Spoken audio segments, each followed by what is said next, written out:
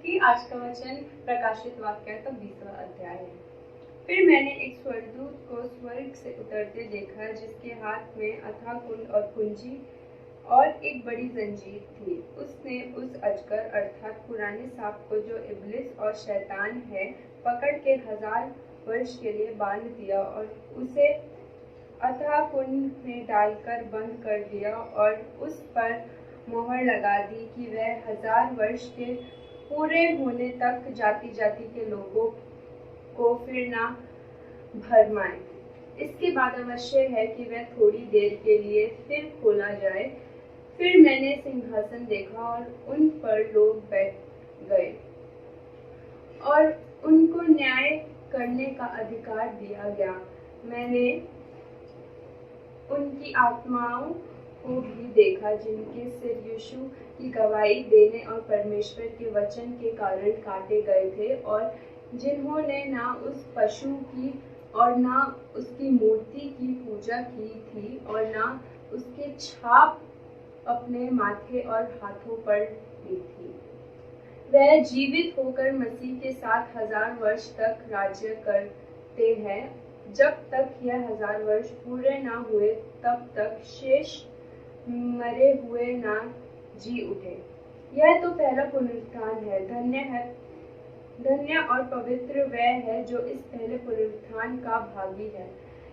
ऐसों पर दूसरी मृत्यु का कुछ भी अधिकार नहीं, पर वह परमेश्वर और मसीह के याजक होंगे और उसके हाथ 1000 वर्ष तक राज्य करेंगे। जब 1000 वर्ष पूरे हो चुकेंगे तो शैतान कैद से छोड़ दिए जाएगा। वह उन जातियों को जो पृथ्वी के चारों ओर होंगी, अर्थात गोग और मागोग को, जिनकी गिनती समुद्र के बालू के बराबर होगी, भरमाकर लड़ाई के लिए इकट्ठा करने को निकलेगा। वह सारी पृथ्वी पर फैल कर पवित्र लोगों की छावनी और प्रिय नगर को घेर लेगी और आग स्वर्ग से उतरकर उनमें भस्म करेगी। उनका भरमाने वाला शैतान आग और गंधक की उस झील में, जिसमें वह पशु और झूठा भविष्यवक्ता भी होगा, डाल दिया जाएगा और वह रात दिन युग युग पीड़ा में तड़पते रहेंगे। फिर मैंने एक बड़ा श्वेत सिंहासन और उसको जो उस पर बैठा हुआ है देखा। उसके सामने से पृथ्वी और आकाश भाग गए और उनके लिए जगह न मिली। फिर मैंने छोटे बड़े सब मेरे हुओं को सिंहासन के सामने खड़े हुए देखा और पुस्तकें खोली गई और फिर एक और पुस्तक खोली गई, अर्थात जीवन की पुस्तक, और जैसा उन पुस्तकों में लिखा हुआ वैसे ही उनके कामों के अनुसार मेरे हुओं का न्याय किया गया। समुद्र ने उन मेरे हुओं को जो उसमें थे दे दिए और मृत्यु के अधोलोक ने उन मेरे हुओं को जो उनमें थे दे दिया, और उनमें से हर एक के कामों के अनुसार उनका न्याय किया गया। मृत्यु और अधोलोक आग की झील में डाले गए। यह आग की झील दूसरी मृत्यु है, और जिस किसी का नाम जीवन की पुस्तक में लिखा हुआ ना मिले, वह आग की झील में डाला गया। जय मसीह।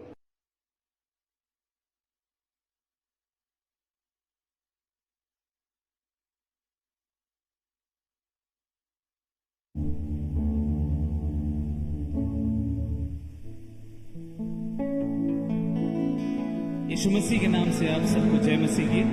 और आज की आराधना की सभा में आप सबका स्वागत है।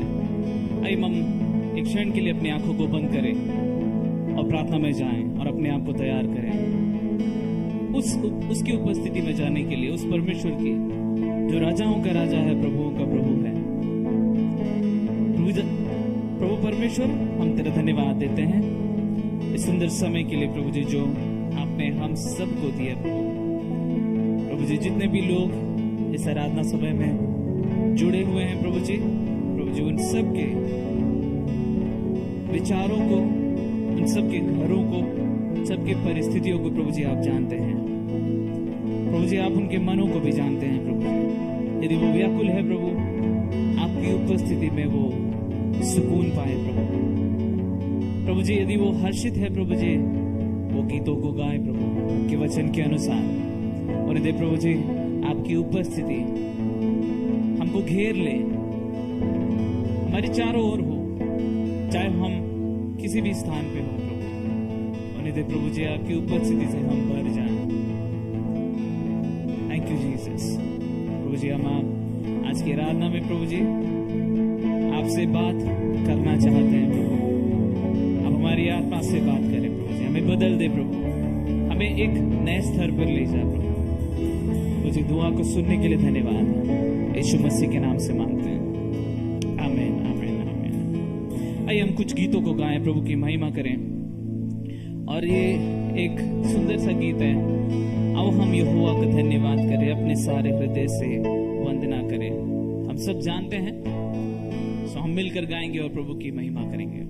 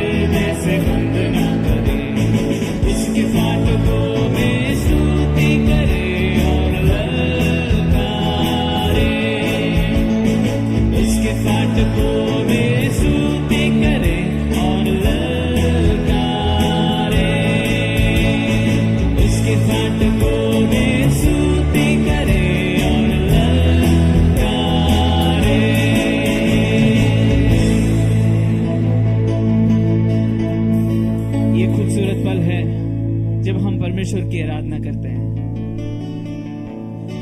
उसकी महिमा करते हैं।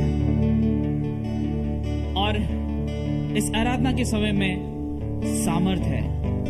यदि आपको याद हो, यहोशाफात को जब युद्ध लड़ना था, उसने योद्धाओं को आगे नहीं भेजा, आराधकों को आगे भेजा। और आप जानते हैं उस समय क्या होता है, पेड़ों की पत्तियों से घुड़सवारों की आवाज निकलती है और शत्रु डर जाते हैं। उनको लगता है कि बहुत बड़ी सेना है। हमें विश्वास करते हैं कि परमेश्वर की अदृश्य सेना यहोशाफात के आगे आगे चल रहा था, उन आराधकों के आगे आगे चल रहा था और बिना लड़े युद्ध जीत लेता है। यदि आप अपने जीवन के युद्ध के सामना कर रहे हो, किसी भी प्रकार का युद्ध का सामना कर रहे हो, अपनी आराधना को सम्मुख रखें, आराधना को आगे आगे जाने दें और किसी भी बात की चिंता ना करें और सारी चिंताएं उस पर डाल दें। इस गीत को गाकर विश्वास के साथ हम गाएंगे, आराधना में है छुटकारा, आराधना में है चंगाई।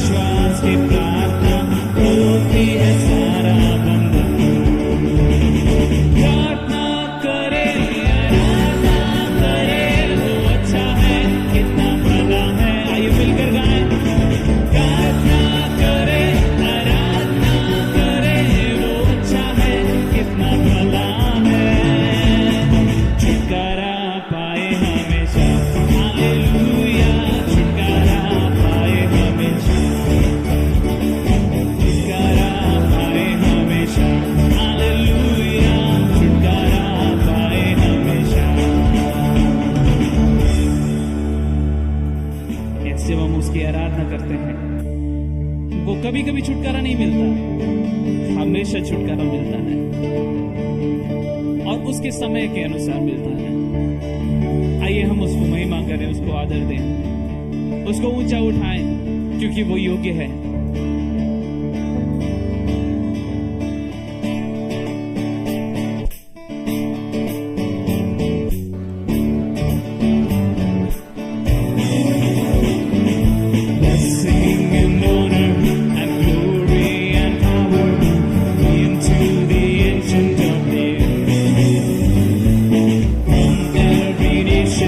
And all of creation bow before the ancients of days.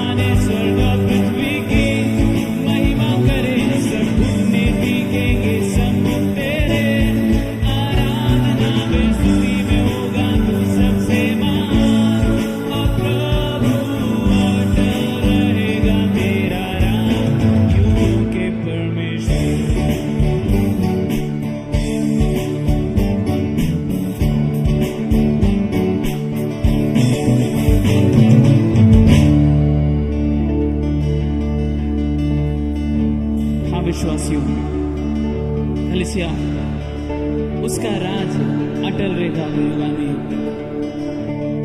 क्या हम उसके राज की बागडोर हैं? क्या हम उसके राज के लिए इंतजार कर रहे हैं?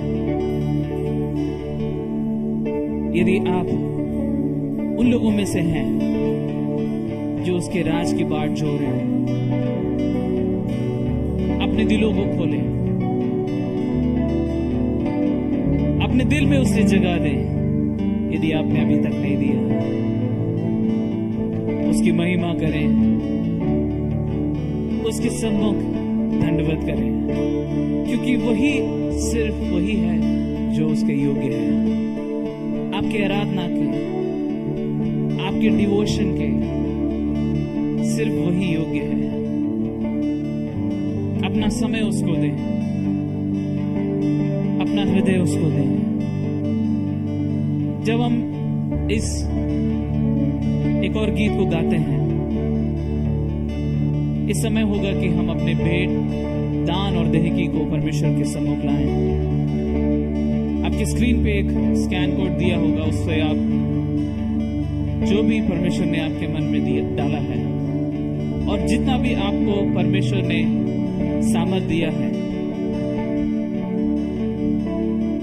खुशी से, आनंद से परमेश्वर को भेंट चढ़ाएं। ये खूबसूरत गीत जब हम गाते हैं, होने दें, आप अपने हृदय को खोलें, और ये सिर्फ एक गीत ना हो, लेकिन आपके जीवन की सच्चाई बन जाए।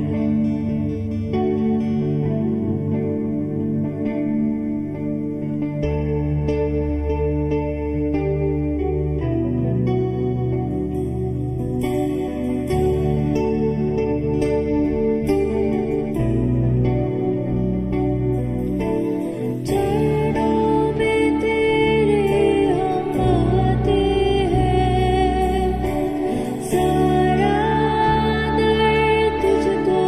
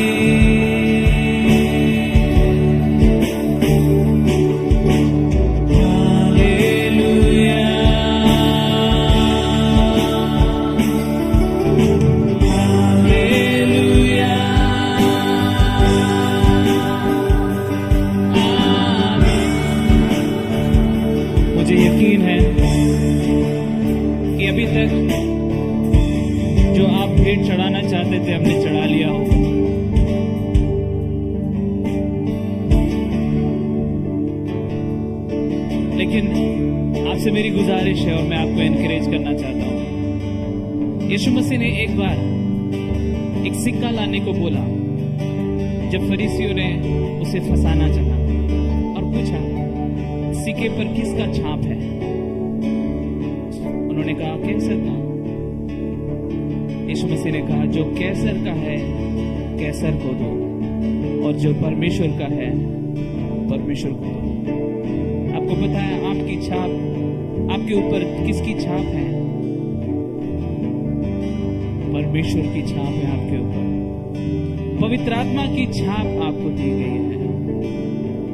अपने आप को परमेश्वर को दें। जबकि हम ये नेक्स्ट वर्स को गाते हैं, होने दें आप अपने लाइफ को, अपने जीवन को परमेश्वर को समर्पित करें।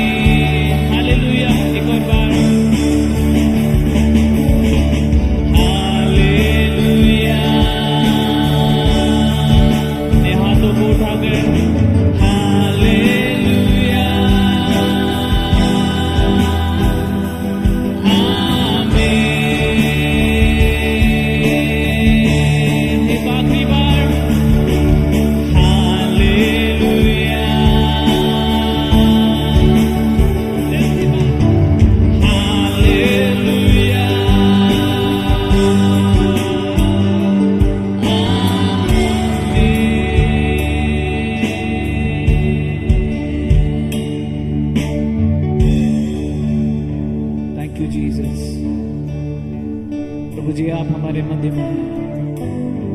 प्रभु जी आपने हमारी भेंटों को ग्रहण किया है। होने दे प्रभु जी ग्रहण योग्य हो ये सारी भेंट। हो सकता है कि आपको लगे मेरा भेंट उतना खास नहीं है। उस विधवा की कहानी आप जानते हैं। विधवा को भी नहीं लगा था कि उसने कुछ खास डाला है, लेकिन परमेश्वर के नजरों में वो सबसे ज्यादा बहुमूल्य था। टूटा हुआ हृदय परमेश्वर के सामने बहुत बहुमूल्य है। अपने आप को जब हम समर्पित करते हैं वो परमेश्वर के लिए बहुत बहुमूल्य है। होने दें आज का दिन परमेश्वर आपको बहुत सा आशीष दे कि आपने अपने हृदय को खोला है, अपने जीवन को खोला है उसके लिए, उसके वचन के लिए अपने जीवन को खोलें। जबकि हम वचन में जाते हैं, वचन को सुनते हैं, प्रभु की उपस्थिति आपको कायल करें, हम सब से बातें करें, प्रभु की उपस्थिति में हम आशीषित हों। यीशु मसीह के नाम से प्रभु इस सारी आराधना और धन्यवाद की भेंट आपको चढ़ाते हैं, जो कि सिर्फ और सिर्फ आप ही योग्य हैं प्रभु। यीशु मसीह के नाम में मांगते हैं, आमीन।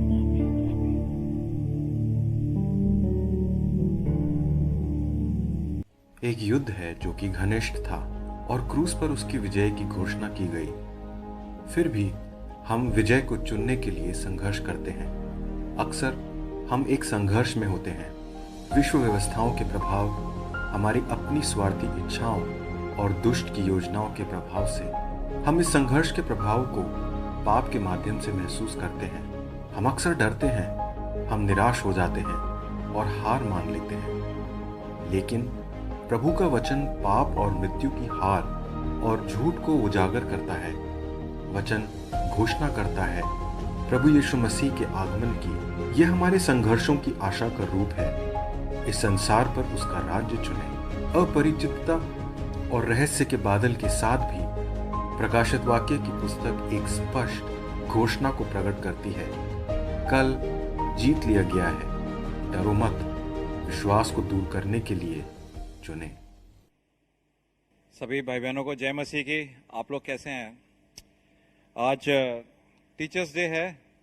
उम्मीद है कि हमारे टीचर्स को हम लोग अच्छी तरह से उनको बधाई दे सकें और धन्यवाद दे सकें उनके इन्वेस्टमेंट का, उनके कार्यों का हमारी ज़िंदगियों में, और जो हम हैं आज वो उनकी बदौलत हैं, उनकी मेहनत की बदौलत हैं। धन्यवाद देते हैं प्रभु का उनकी इन्वेस्टमेंट का हमारी लाइफ में। और आप लोगों से मेरी यही रिक्वेस्ट है कि ज़रूर से टीचर्स को अपने व्हाट्सएप मैसेज या एक फ़ोन कॉल या कोई वॉइस में मैसेज करके उनको ज़रूर धन्यवाद दीजिएगा, थैंक यू बोलिएगा।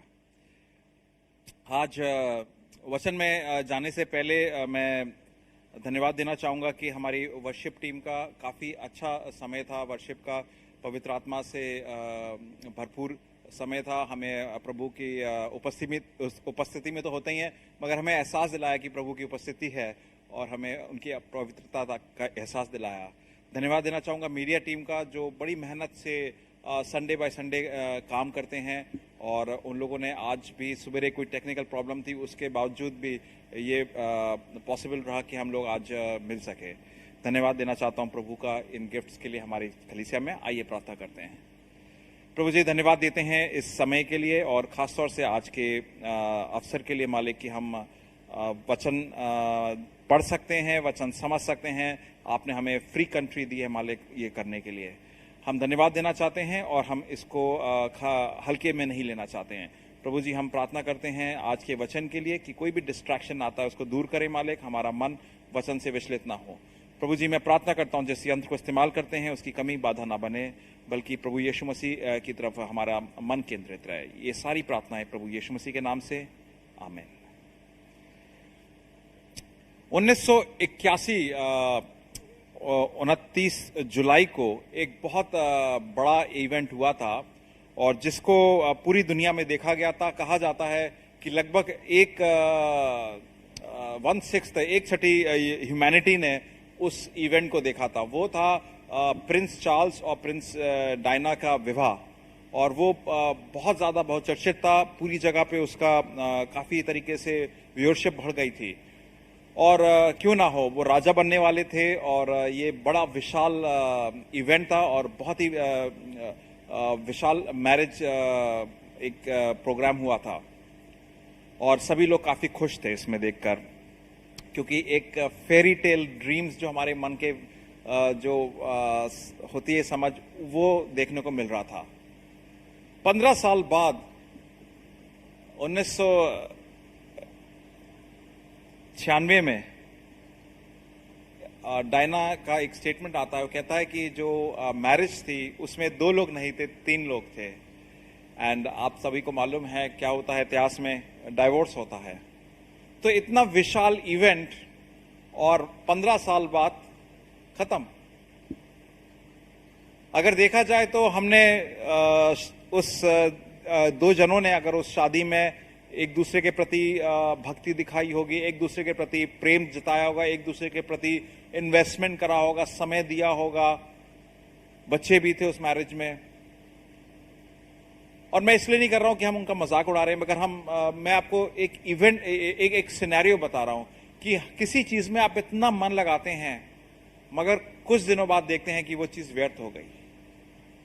कहीं ऐसा तो नहीं है उस विवाह की तरह हमारा जो मन हमने प्रभु की महिमा में, आराधना में, वर्शिप में लगाया है,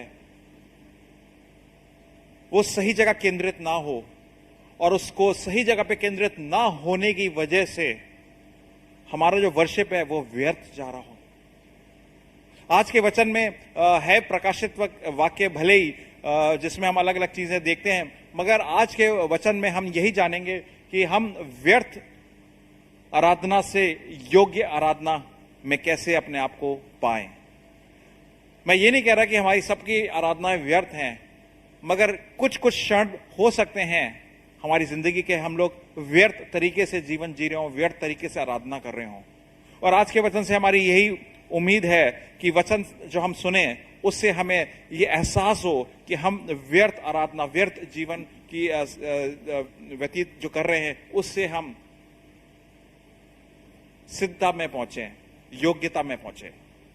और कैसे पहुंचेंगे? प्रभु यीशु मसीह के 3 मायने देखें कि वो हमारे उद्धारकर्ता हैं, वो हमारे उच्चतम न्यायालय हैं और वो विवाह करते हैं हमसे। हाँ, कलीसिया से विवाह करते हैं, वो हमारे कलीसिया के पति हैं।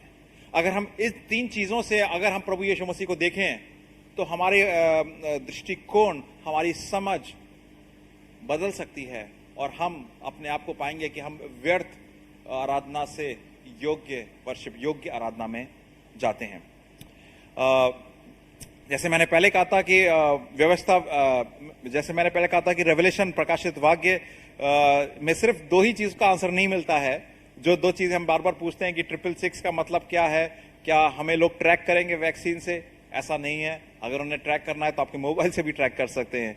और हम पूछते हैं कि प्रभु यीशु मसीह कब आएंगे, तो मत्ती 24:36 में साफ तरीके से लिखा है उसका आने का समय प्रभु यीशु मसीह को भी नहीं पता है, सिर्फ पवित्र पिता को पता है।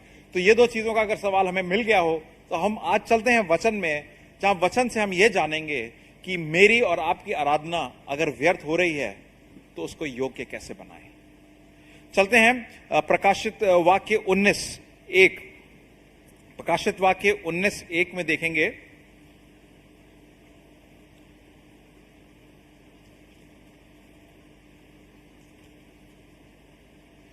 इसके बाद मैंने स्वर्ग में मानो बड़ी भीड़ को ऊंचे शब्द से यह कहते सुना, हालेलुया। हालेलुया जो एक वर्ड है हमारे चर्चेस में, उसको प्रेज द लॉर्ड भी बोलते हैं। उसको हमारे चर्चेस में हम लोग बोल देते हैं, मतलब praise the Lord brother, hallelujah, praise the Lord sister, हमारे जबान पे होता है। और कोई बुरी बात नहीं है, अच्छी बात है। मगर आज मैं ये देखना चाहता हूं अपने आप को और आप सभी को साथ शेयर करना चाहता हूं कि हालेलुया जब वर्ड जब बोलें तो हमें उसका मतलब समझ में आए। और जब मतलब समझ में आएगा तो कल जब हम इसको दोबारा बोलेंगे तो दिल से बोलेंगे और ये जान के बोलेंगे कि इसका सही अर्थ क्या बनता है और वाकई में हम हालेलुया कर रहे हैं कि नहीं।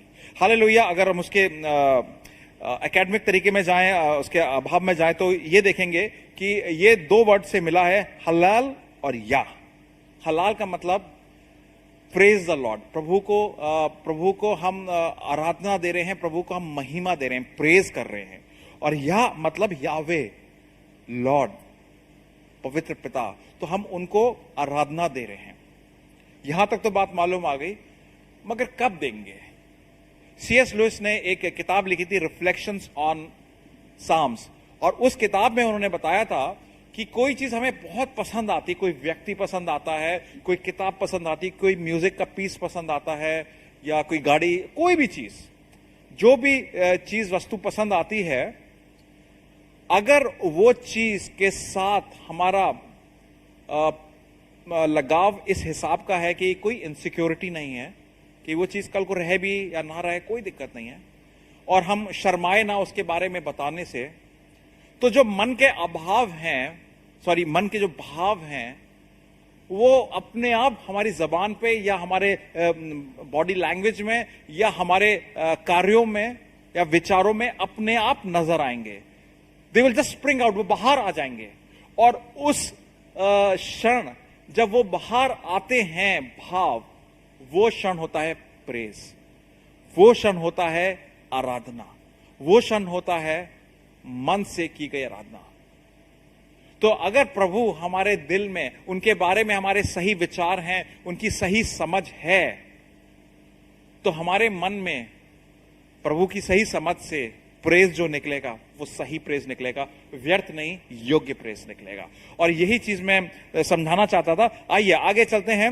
प्रकाशित वाक्य 19:2 में लिखा है, वो हालेलुया प्रेज इसलिए कर रहे हैं क्योंकि उद्धार और महिमा और सामर्थ हमारे परमेश्वर की ही है। उद्धार, महिमा और सामर्थ। उद्धार का मतलब, पहली चीज जो आज हम सीखेंगे कि हमारी जो वर्शिप है, आराधना है, व्यर्थ से योग्य इसलिए होती है कि हम प्रभु को अपना उद्धारकर्ता मानते हैं। पहली चीज, सेवियर। और आप और मैं जो कलीसिया में है, तो हम वहां जरूर कहते हैं हाँ प्रभु यीशु मसीह हमारे उद्धारकर्ता हैं, मानते हैं उन्हें, बहुत अच्छी बात है। रोमियो 5:8 में वचन लिखता है कि परमेश्वर ने मुझसे और आपसे प्रेम किया जब हम पाप ही थे, पाप में ही थे, पाप से लिप्त थे, पाप के दलदल में अपना राज्य बना रहे थे, तो प्रभु ने अपने राज्य की घोषणा कर दी, अपना प्रेम आपको मेरे को इजहार करने के बाद। अब आप इसमें देखिए कि प्रभु हमें और आपको प्रेम दिखा रहा है अपना, मगर मैं और आप इस समय प्रभु से भिन्न दूर जाकर अपनी दलदल में हैं पाप के। और प्रभु ने जो मन में उनके भाव थे वो बाहर कैसे दिखाए? क्रूस पे जाके मृत्यु ली, क्रूस पे गए और मृत्यु ली। तो इसका मतलब है, जैसे मैंने प्रेज के बारे में बताया था, जो मन की सच्चाई है वो बाहर आती है नजर, वो प्रेज होता है। तो प्रभु के अगर मन अगर देखा जाए तो प्रभु के अंदर जो सच्चाई थी कि वो आपसे मेरे से प्रेम करते थे। उन्हें कोई दिखावा ना करना था, उन्हें जाकर कुछ बताना नहीं था, या किसी को प्रूफ नहीं करना था, या उन्हें कुछ चेकलिस्ट पूरी नहीं करनी थी, यार इसको प्यार, इसको। मन से प्रेम करते थे मेरे और आपको, और उस प्रेम को जताने के लिए वो क्रूस पे गए। अब आप देखिए, प्रेम कर रहे हैं, क्रूस पे जा रहे हैं, मेरा और आपका तो लेना देना ही नहीं इसमें, और उस समय हम पाप में हैं। तो आप समझ सकते हैं कि वो जो उद्धार करता है वो किस श्रेणी को उद्धार करता है। वो पूर्णता से, परिपूर्णता से मेरे से, आपसे प्रेम करते हैं और मेरे और आपके उद्धार करता ठहरे। क्या मैं और आप इसको जानने के बाद पूर्णता से उनको अपना प्रभु मानते हैं? भजन संहिता 115 में यह लिखा है कि हम लोग अपना खुद का एक प्रभु इन्वेंट कर लेते, बना लेते हैं मन में। और जब हम अपना प्रभु मन में बना लेते हैं तो वो प्रभु जो होता है, उसकी जबान होती है मगर बोल नहीं निकलते हैं, आंख होती है वो देख नहीं सकता है, कान होते हैं वो सुन नहीं सकता है, हाथ होते हैं फीलिंग्स नहीं होती हैं, चाल होती है, पैर होते हैं मगर चाल नहीं होती है। और ऐसा प्रभु हम इसलिए बनाते हैं क्योंकि ये मंद बुद्धि का प्रभु वैसा करे जैसे मैं चाहूं, मेरे इशारों पे नाचे, और हम उसको प्रभु बना देंगे। ये उस टाइप का पॉलिटिशियन हुआ, उस टाइप का बॉस हुआ, या उस टाइप का सीईओ हुआ जिसको जुगाड़ से अपॉइंटमेंट कर दिया ताकि जिन लोगों ने अपॉइंट करा है वो उनकी इसी चाल चले। उसी हिसाब का प्रभु भी हमने बैठा दिया अपने मन में। और एक तरफ यीशु मसीह हैं जो सोचते हैं, देखते हैं, विचार करते हैं, भाव है उनके मनों में, और प्रेम करते हैं। और हम उस प्रभु को छोड़कर उस प्रभु का प्रेम कर रहे हैं जिसको हम अपनी सी चला सकते हैं। और ऐसा प्रभु कौन हो सकता है? हो सकता है आज की तारीख में ऐसा प्रभु मेरा और आपका करियर बन गया हो, मेरे और आपके बच्चे बन गए हो, मेरे और आपके माँ बाप बन गए हो। मैं ये नहीं कह रहा कि माँ बाप से प्रेम नहीं करना है, उनकी इज्जत नहीं देनी है, बच्चों को प्रेम नहीं करना है, मगर जब वो प्रभु यीशु मसीह की हैसियत पा लेंगे आपकी जिंदगी में, या उनसे ज्यादा बढ़ चढ़कर, तब आप का प्रभु यीशु मसीह नहीं कोई और हो जाता है। हो सकता है आज की तारीख में नेटफ्लिक्स आपका प्रभु बन गया हो, उसको देखते जा रहे हैं 1 सीजन, 2 सीजन, 3 सीजन। हो सकता है आज की तारीख में आपका प्रभु अश्लील चित्र बन गए हो जो मोबाइल पे देखते हो रात में, सुबह, दिन में। हो सकता है आपका प्रभु पैसा बन गया हो सकता है आपका प्रभु पावर बन गया हो, अपनी डोमिनेंस बन गया हो। और इस हिसाब के प्रभु को अगर आप वर्शिप कर रहे हैं और उसके साथ कहते हैं कि संडे को जाकर प्रभु यीशु मसीह को वर्शिप कर लेंगे, तो प्रभु यीशु मसीह आपके प्रभु नहीं है, वो आपके उद्धारकर्ता नहीं है। वो तो आप टिक बॉक्स कर रहे हैं कि यार वो दिखाने के लिए कर लेते हैं, सब जाएंगे संडे को तो मैं भी चला जाऊंगा। 1 तिमुथियो 2:5 में लिखा है कि एक परमेश्वर है और एक मध्यस्थ करने वाला है, वो है यीशु मसीह। हम जानते हैं, मगर क्या वाकई में हम विश्वास करते हैं? 17 की उम्र में मैंने प्रभु यीशु मसीह को ग्रहण करा और मुझे मालूम है कि वो एक बहुत विशाल एक मीटिंग थी। काफी अच्छा कॉन्सर्ट करा था, बहुत अच्छा काम करा था। लखनऊ का वाकया है। और मैं आगे गया हाथ वगैरह उठाकर प्रभु को मानूंगा और ये सब, मगर मेरे अंदर जो विचार था उस समय, वो विचार ये था कि मैं इन लोगों को दिखाता हूं मेरे चारों तरफ कि मैं कितना अच्छा हूं। इसलिए मैंने हाथ उठाया और आगे चलकर गया। तो मैं अपने आप को शाबाशी दे रहा था कि देखो मैं तुम जैसा नहीं हूं जो बैठा रह गया, मैं खड़ा होकर आगे गया हूं, देखो कितना मेरे में बुता है। और उसके बाद मेरी जिंदगी स्टार्ट हुई कि हमेशा ये कॉन्फ्लिक्ट रहती थी कि दूसरों को दिखाऊं मैं कितना अच्छा हूं, अपने तरीकों से, बातचीत से, बोलचाल से। मैं सिगरेट नहीं पीता, मैं ड्रग्स नहीं करता, मैं ये नहीं करता, मैं वो नहीं करता, मैं कितना अच्छा हूं। और हाँ, ऑफ कोर्स मैंने प्रभु को अपनाया हुआ है हाथ उठा के एक मीटिंग में। मगर असलियत में क्या हो रहा था, मेरे मन में मैं किसी दूसरे प्रभु को पूज रहा था, और वो प्रभु था मैं। वो प्रभु था दुनिया के सामने आने वाला दिखावा। और उस हिसाब से 17 साल तक मैंने इस हिसाब का जीवन जिया, जब तक प्रभु ने मेरी जिंदगी में हस्तक्षेप नहीं दिया और पवित्र आत्मा ने मेरे हृदय के दरवाजे पे दस्तक देकर कहा कि नहीं, अब तुम्हारा ये सारा ढोंगीपन खत्म होता है, आज से तुम मेरे पीछे चलो वाकई में। और उस दिन मेरा जो वर्शिप था व्यर्थ से योग्य बना, जब मैंने पहचाना कि आज तक मैं सबको दिखावा कर रहा था, आज तक मैं सिर्फ अपने आप को पूज रहा था, अपनी योग्यता को पूज रहा था या अपने बड़ेपन को पूज रहा था। और मेरे लिए यह डिसीजन लेना मुश्किल था, मगर बाद में जब प्रभु का वचन मैंने सुना, रोमियो 8:1, जो परमेश्वर यीशु मसीह में है उन पे दंड की कोई आज्ञा नहीं है, जानकर मेरे को बहुत अच्छा लगा। क्योंकि अब जो पहले जो हो चुका है, जो पहले का ढोंग था, पहले का दिखावा था, प्रभु उसको वाकई में आगे न्याय में लाएगा नहीं, वो मेरे को अपना लेगा। तो क्या आप और मैं भाई बहनों आज प्रभु यीशु मसीह को वाकई में अपना उद्धारकर्ता मानते हैं? अगर मानते हैं तो मेरी और आपकी जो आराधना है व्यर्थ होने से बच जाती है, योग्य बनती है। आइए देखें आगे दूसरे प्रभु क्या बोलते हैं। प्रभु का वचन कहता है, क्योंकि उसके निर्णय सच्चे और ठीक है, उसने उस बड़ी वेश्या का जो अपने व्यभिचार से पृथ्वी को भ्रष्ट करती है न्याय किया और उसको अपने दासों के लहू का बदला लिया है। वेश्या का जिक्र है प्रकाशित वाक्य 17 में। वहां पर वो एक जानवर के ऊपर बैठी हुई है और वो एक कनेक्शन आप समझें, वेश्या जो है वो लोगों को बहला फुसला कर अपने कार्य, अपने एजेंडा को पूरा करती है। और वेश्या इस प्रकाशित वाक्य में वेश्या का जो तुलना की गई है, वो तुलना की गई है दुनिया की धार्मिक प्रथाओं से और दुनिया की जो भी इकोनॉमिक जो पावर्स हैं उससे।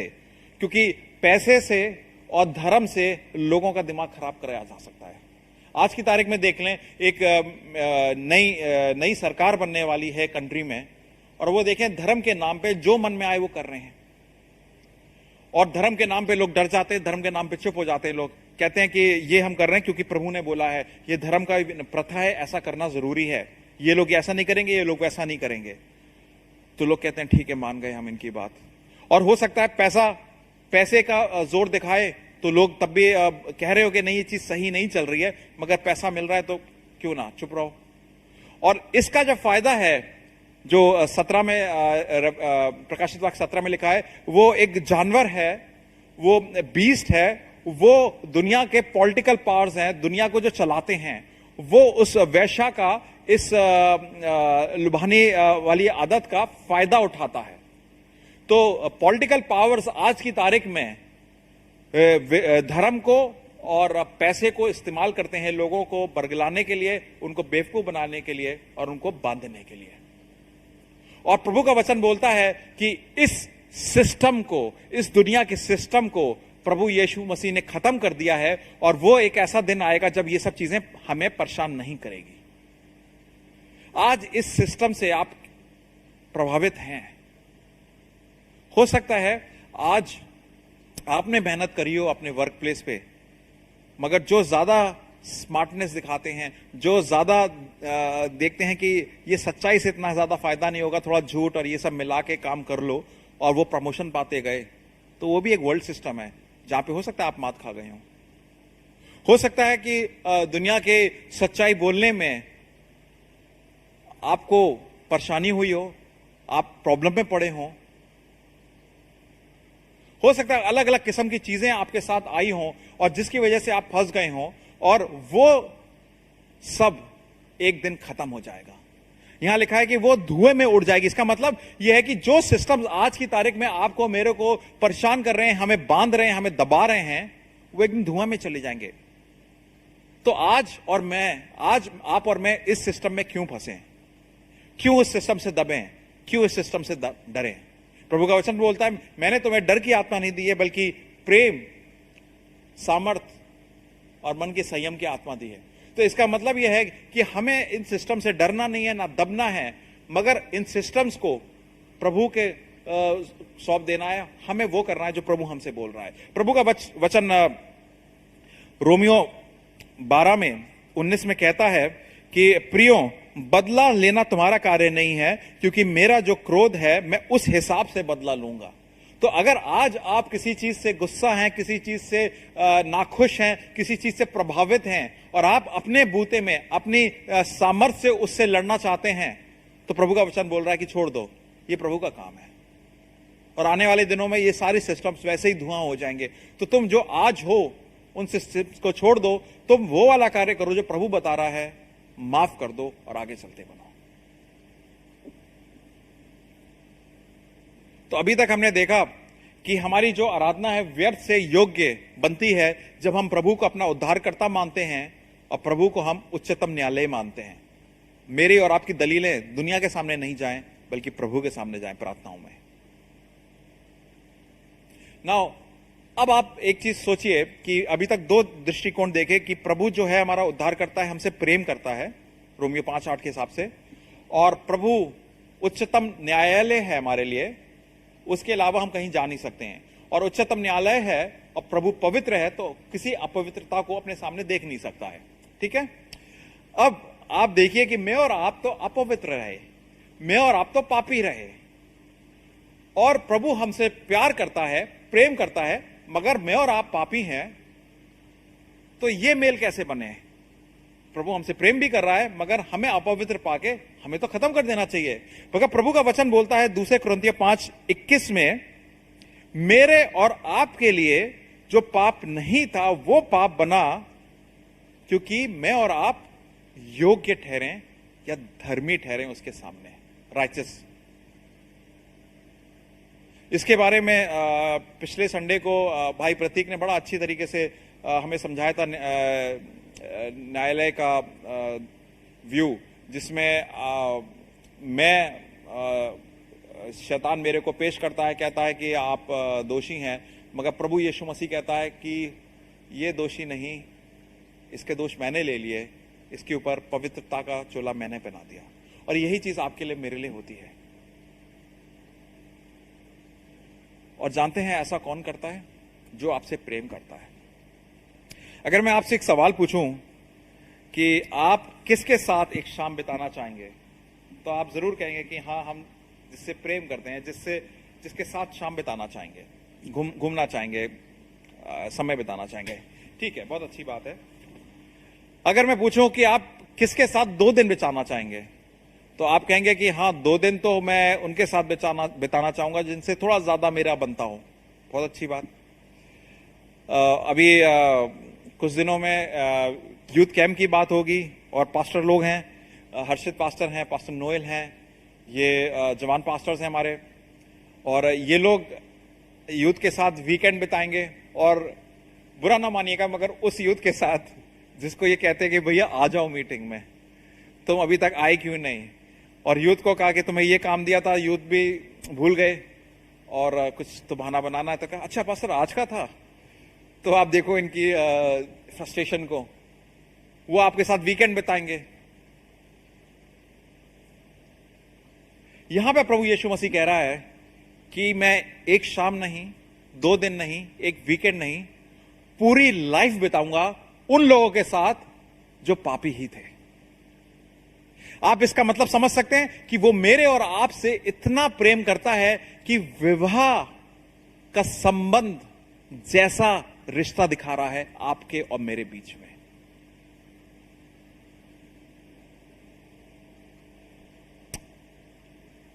कैसे? 8वें पद में देखते हैं,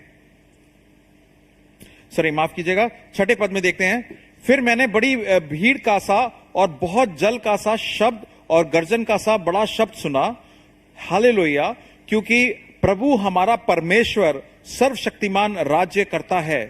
आओ हम आनंदित और मगन हो और उसकी स्तुति करें, क्योंकि मेमने का विवाह आ पहुंचा है और उसकी दुल्हन ने अपने आप को तैयार कर लिया है।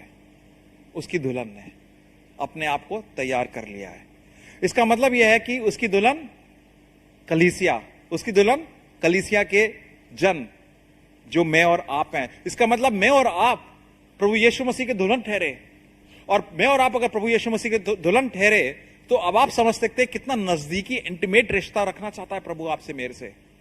और यही आज का वचन कहता है कि अगर यह समझ आ जाए मुझे और आपको कि प्रभु हमारा उद्धार करता है, प्रभु हमारा उच्चतम न्यायालय है, प्रभु से हमारा विवाह हुआ है, तो हमारे दृष्टिकोण बदल जाएगा और हमारा जो वर्शिप आराधना है, हो सकता है कि आज जो व्यर्थ हो रहा हो उससे योग्य बन जाए। यहूदी शादी में 3 स्टेजेस होते हैं। पहला स्टेज एक तरीके से आप कह सकते हैं रोका बोलते हैं, जो पेरेंट्स के बीच में जो माँ बाप आपस में शादी लगाते हैं तो रोका हो जाता है। और इस स्टेज पे मरियम और यूसुफ थे। जब यूसुफ के पास मती में एक फरिश्ता आता, कहता है कि तो जो मरियम है वो पेट से है और तुम्हारी अभी तक विवाह संपन्न नहीं हुआ है और तुम सोच रहे हो उसको डाइवोर्स करने का, तो ये वो वाली स्टेज पे थे। और इस वाली स्टेज से बाहर तभी निकला जा सकता है, रोके से भी, कि आप जब कहें कि डाइवोर्स होगा। उसके बाद दूसरा स्टेज आता है जिसमें आप देखेंगे कि जो पति है अपनी जो वाइफ है उनको लेकर जाता है और अपनी फैमिली के सामने पेश करता है, और वो स्टेज भी पार हो गया है। और जो तीसरे स्टेज के डिस्कशन है जो 19वें चैप्टर में, कि अब विवाह हो रहा है। तो इसको मैं थोड़ा सा एक टाइमलाइन के रूप में आपको दिखाना चाहूंगा। अंकित अगर टाइमलाइन दिखा दो आप, उसमें स्क्रीन पे अगर देख सकते हैं तो एक टाइमलाइन है और उसके हिसाब से आप समझेंगे कि प्रभु यीशु मसीह क्रूस पे चढ़े, क्रूस पे मारे गए और तीसरे दिन जिंदा हो गए। तीसरे दिन के बाद 40 दिन तक वो अपने चेलों के साथ थे, लोगों को मिला, लोगों से मिलते थे और लोग ने उनको जाना, उनके साथ टीचिंग हुई, उठना बैठना हुआ, खाना पीना हुआ।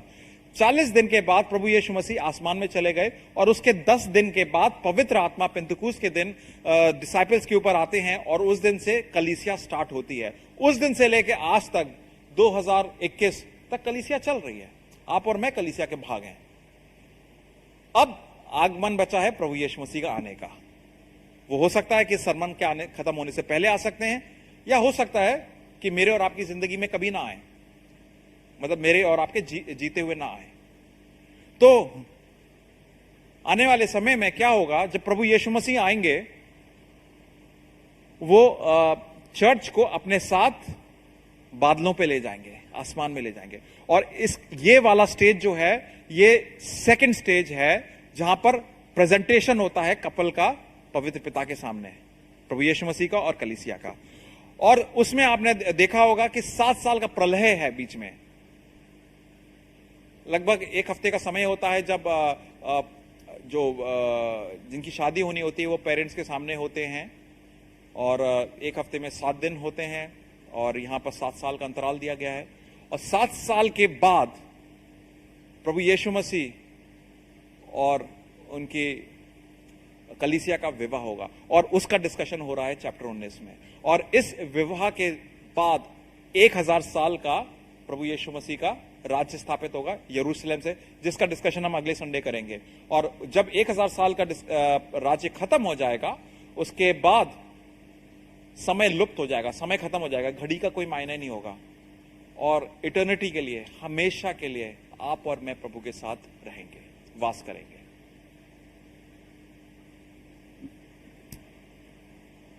आते हैं आज की तारीख में 2021 में। आप देखिए कि प्रभु यीशु मसीह अभी हमारे साथ साक्षात नहीं हैं पवित्र आत्मा की उपस्थिति में। कैसे? यूहन्ना 14:25 में लिखा है, ये बातें मैंने तुम्हारे साथ रहते हुए तुमसे कहीं, परंतु सहायक अर्थात पवित्र आत्मा जिसे पिता मेरे नाम से भेजेगा, वो तुम्हें सब बातें सिखाएगा, और जो कुछ मैं तुमसे कहता हूं वो सब तुम्हें स्मरण दिलाएगा। मैं तुम्हें शांति दिए जाता हूं, अपनी शांति तुम्हें देता हूं, जैसे संसार देता है मैं तुम्हें नहीं देता। तुम्हारा मन व्याकुल ना हो और ना डरे। तो आज की तारीख में जो आप और मैं दुल्हन हैं, दूल्हे ने, प्रभु यीशु मसीह ने पवित्र आत्मा की उपस्थिति मुझे और आपको भेंट दी है। और उस भेंट से क्या होता है, वो कहते हैं कि व्याकुल ना हो ना डरो। तो आज आप और मैं अगर किसी चीज के लिए व्याकुल हैं या डर रहे हैं, तो आप जानिए कि आप व्यर्थ तरीके का जीवन बिता रहे हैं, व्यर्थ आपकी आराधना है। प्रभु कह रहा है उस आराधना को योग्य बनाओ, मेरे को उद्धारकर्ता मानो, मेरे को उच्चतम न्यायालय मानो, और मेरे विवाह को जानो, मेरे विवाह को मानो, और उस हिसाब से जीवन जियो। आज भाई और बहनों, वचन ने जो सीख दी है वो ये दी है कि अगर मेरा और आपका जीवन अगर व्यर्थ जा रहा है, तो हम उसको योग्य बनाएं, ये जानकर कि प्रभु यीशु मसीह मेरा उद्धार करता है, प्रभु यीशु मसीह मेरा उच्चतम न्यायालय है, प्रभु यीशु मसीह मेरे और आपसे विवाह करता है। और जब विवाह करता है तो इसका मतलब वो मेरे और आपसे प्रेम करता है, आपको मेरे को अपना मानता है। तो आज हो सकता है कि आपने वचन सुनकर पवित्र आत्मा ने आपसे बात करा हो, और ये जाना हो कि आपका जो प्रभु के साथ प्रेम था, मेल था, वो वैसा नहीं है जैसे पहले था। तो हो सकता है आज इस समय मौका हो कि आप प्रभु को वापस अपनाएं, अपना उद्धार करता। और हो सकता है पहली बार सुन रहे हो ये वचन, तो आप को अगर पवित्र आत्मा बोल रहे हैं कि तुम प्रभु यीशु मसीह को अपना उद्धारकर्ता मान रहे हो कि नहीं, तो ये समय होगा कि आप विचार कर सकते हैं, प्रार्थना कर सकते हैं, मगर आप यही पाएंगे कि रास्ता आगे जाके सिर्फ यीशु मसीह ही पाता है, ना कि वो वाले भगवान, ना कि वो वाले गॉड एंड गॉडेसेस जिसको आपने रचा है अपने ख्यालों में। या हो सकता है शैतान भी आपको डरा फुसला कर भगवान बना बैठा हो और आप उसके डर में पूछते हो उसको, और हो सकता है कि दुनिया के सिस्टम्स को पूछते हो। ये सब खत्म हो जाएगा एक दिन, सिर्फ प्रभु यीशु मसीह बचेंगे। हम लोग प्रभु भोज में जाएंगे, और प्रभु भोज में जाते समय मैं आपसे यही रिक्वेस्ट करूंगा कि आप अपने आप को देखें, अपने मनों को टटोलें, मनों को जांचें प्रभु भोज से पहले, क्योंकि प्रभु भोज में जो वचन में लिखा है 1 कुरिन्थियों 11:24 में कि जब जिस रात वो पकड़वाने वाला था प्रभु यीशु मसीह के बारे में, उसने रोटी ली और धन्यवाद करके रोटी तोड़ी और कहा, ये मेरा देह है जो तुम्हारे लिए है, मेरे स्मरण के लिए इसे किया करो। इसी रीति से उसने प्यारे के पीछे कटोरे को भी लिया और कहा, ये कटोरा मेरा लहू है, मेरे लहू में नई वाचा है, जब कभी पियो तो मेरे स्मरण के लिए क्या करो। क्योंकि जब कभी तुम ये रोटी खाते हो और इस कटोरे में से पीते हो तो प्रभु का मृत्यु जब तक वो ना आए प्रचार करते रहो, जब तक वो ना आए प्रचार करते रहो। और वो प्रचार मेरे ख्यालों में होता है, वो प्रचार मेरे बोल से होता है, वो प्रचार मेरे किए गए कार्यों से होता है, वो प्रचार मेरे जीवन से होता है। कहीं आज मेरा और आपका जीवन व्यर्थ तो नहीं जा रहा है। आज वचन आपको वापस बुला रहा है कि अपने जीवन को टटोलें, जीवन को जाने, योग्य बनाएं। योग बनाएंगे कि जब आप प्रभु को अपना उद्धारकर्ता मानेंगे, प्रभु को अपना उच्चतम न्यायालय मानेंगे और ये जानेंगे कि प्रभु से आपका विवाह हुआ है। वैसा घनिष्ठ प्रेम है, घनिष्ठ संबंध है। समय होगा कि हम अपने मनों को टटोले, मनों को जाने और उसके बाद हम एक साथ रोटी और प्याले को ग्रहण करेंगे। ये समय होगा आपको और प्रभु के बीच का।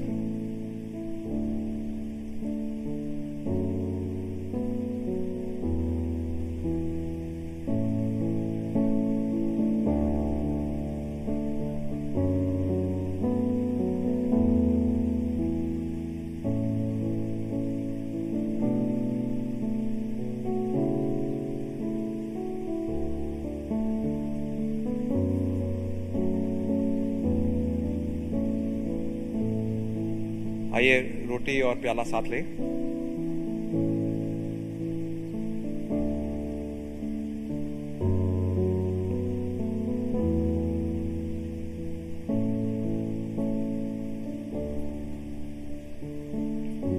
प्रभु जी धन्यवाद देते हैं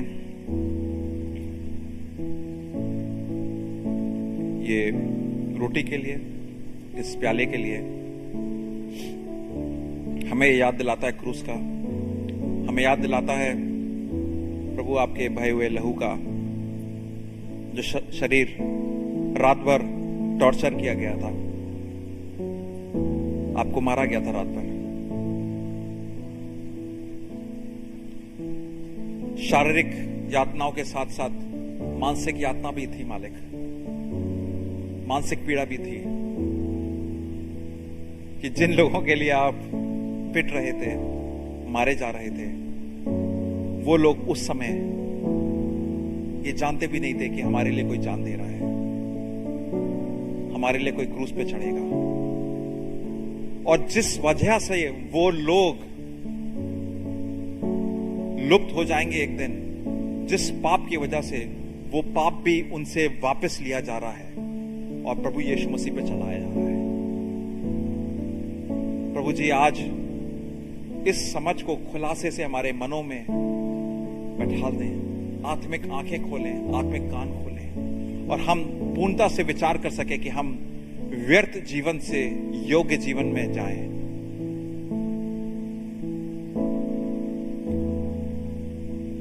प्रभु यीशु मसीह का अनुग्रह, पवित्र पिता का प्रेम, पवित्र आत्मा की उपस्थिति अब से लेके जब तक प्रभु नहीं आते हैं हमारे साथ बनी रहे। ये सारी प्रार्थनाएं प्रभु यीशु मसीह के नाम से करते हैं, आमीन। सभी लोगों को जय मसीह की। फिर से आपका हफ्ता शुभ हो और हमारी यही प्रार्थना है कि आप इस हफ्ते में जहां जहां पर देखते हैं कि आप अपने आप को योग्य ना पाएं, तो विचार करिए कि क्या प्रभु वाकई में मेरा प्रभु है कि नहीं, उद्धार करता है कि नहीं। जो चीजें मैं दूसरों के पास जाता हूं, उसकी जगह मैं प्रभु के पास जाऊं। प्रभु मेरा न्यायालय है और प्रभु मेरे से प्रेम करता है, वो मेरे साथ जिंदगी बिताना चाहता है। 11 तारीख को एक हमारा यूथ का स्पेशल प्रोग्राम है, मगर फैमिलीज भी इनवाइटेड हैं उसमें। वो व्हाट्सएप पे आपको उसका डिटेल्स दिए जाएंगे। फुटबॉल मैच है हमारा 11 तारीख को सुबह, और उम्मीद है कि आपसे जल्द मिलने का मौका मिले, कलीसिया में भी, चर्च में भी। सभी को जय मसीह की।